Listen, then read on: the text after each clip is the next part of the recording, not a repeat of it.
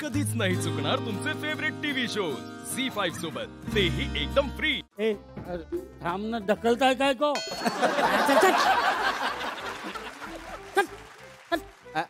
नुसता ढकलताय हे. या आले इथे खडा राहा. नीट नीट आणलंय, धरून आणलंय याला. आणलं म्हणजे मागच्या गलीत क्रिकेट मॅच चालू होती, तिथं हा तिथं कॉमेंट्री करत होता.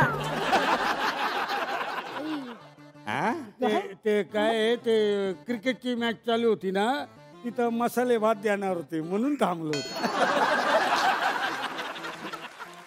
अरे जायफळ तोंड्या, तू या चाळीचा सेक्रेटरी आहे, तेवढं तरी लक्षात ठेव. नाहीतर काय. हे बघा तुम्ही रागवू नका, काय प्रॉब्लेम आहे ते सांगा. मी काय म्हणते, तुम्ही निदान टू व्हीलरच्या आरशात तरी स्वतःचं थोबाड बघा, म्हणजे प्रॉब्लेम काय ना तो तुम्हाला कळेल. तुमचा टू व्हीलरचा प्रॉब्लेम आहे का? हे बघा माझा मेकॅनिकल ओळखीचा आहे, तो त्याच्याकडे जा आणि माझं नाव सांगा. तुमचं नाव सांगू? तुमचं नाव घ्यायला सुद्धा मन धजावत नाही आमचं. अहो सोपं आहे माझं नाव, सूरज ठोंबरे हे नाव आहे. घ्या बघू, तुम्ही घ्या. ए सूर्या, राहू द्या. अरे मीटिंग कशासाठी बोलवली ते जरा मुळात लक्षात घे पहिल्यांदा. बरोबर आहे, बरोबर आहे. हा सांगतो. हे बघा, आधी मी तुम्हाला ना चाळीच्या अभिनव योजना ज्या आहेत त्याविषयी सांगणार आहे. आता काय योजना आणलंय?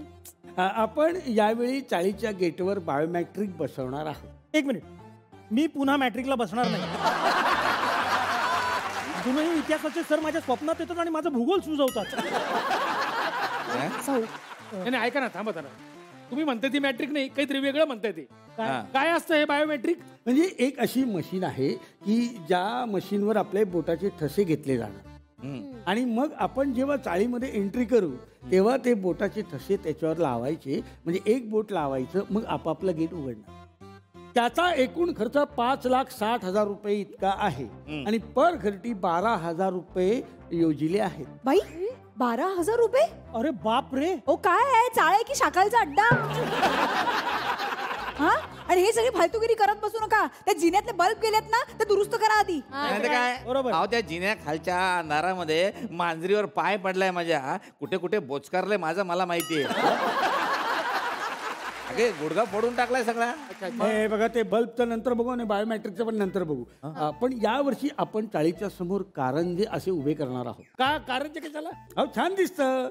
कारंजे कशाला काय, असे कारंजे लावल्यामुळे कसं ते आजूबाजूला लाईट दिसते, असं कारंजे मस्त उडतोय, रंगीत असं पाणी मस्त छान दिसतं. तुम्ही लंडनला जाऊन बघा एकदा. तुम्ही गेलायत लंडनला? हा, तुम्ही कधी गेलायत का? नाही मी गेलो नाही, पण मी पाहिलंय ना टीव्ही मध्ये. लंडनला पण चाळी आहे? हो मग मी स्वतः पाहिलंय टीव्हीत. अहो इथं मोरीत पाणी येत नाही, तुम्ही काय कारंजे लावता इथं? धुवायला एक बादली लावली तर अर्धा तास लागतोय भरायला. मग इथे येऊन कपडे धुवा ना, त्यात काय प्रॉब्लेम आहे? हा, पण कारंजे हवे. एक मिनिट हो, अख्खी चाळ गळतीये, कळलं ना? त्याचं काय ते बघा. पावसाळ्यामध्ये उलटे कारंजे लावले तसं वाटतं घरात. मला ना हेच पटत नाही. तुम्ही लोक ना चाळीच्या विकासाच्या आड येता. विकास? अहो अख्खी चाळ भकास झाली आहे. विकासाचं काय घेऊन बसलाय? अरे हसू नको, गळा दाबून मारून टाकीन, फोटो फ्रेम मध्ये घालेल तुला, लक्षात ठेव. काय हसतो काय? थांबा, बसा भाऊजी.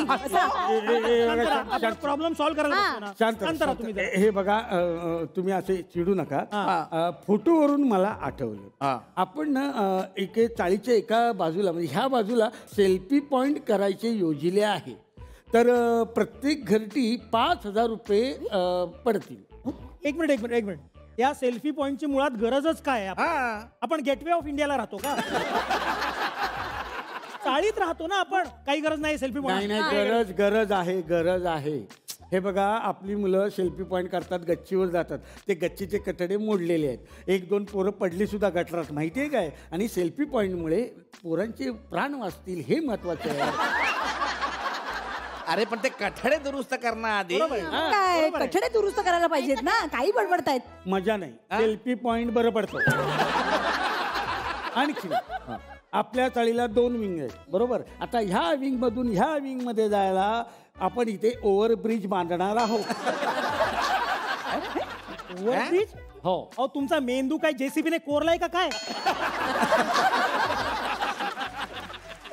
2 माळ्याची चाळ आपली, ओव्हरब्रिज कशाला हवाय? अहो बरं पडतं. आता समजा ह्या विंग मधल्या माणसाला ह्या विंग मधल्या माणसाकडे काय काम आहे तर त्याला इथे खाली उतरा, पायऱ्या उतरून खाली या, मग इकडच्या पायऱ्या चढा, मग वरती जा. किती कठीण पडतो तो प्रवास.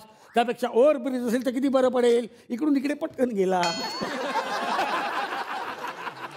ओव्हरब्रिजसाठी पर घरटी 20,000 योजले आहेत.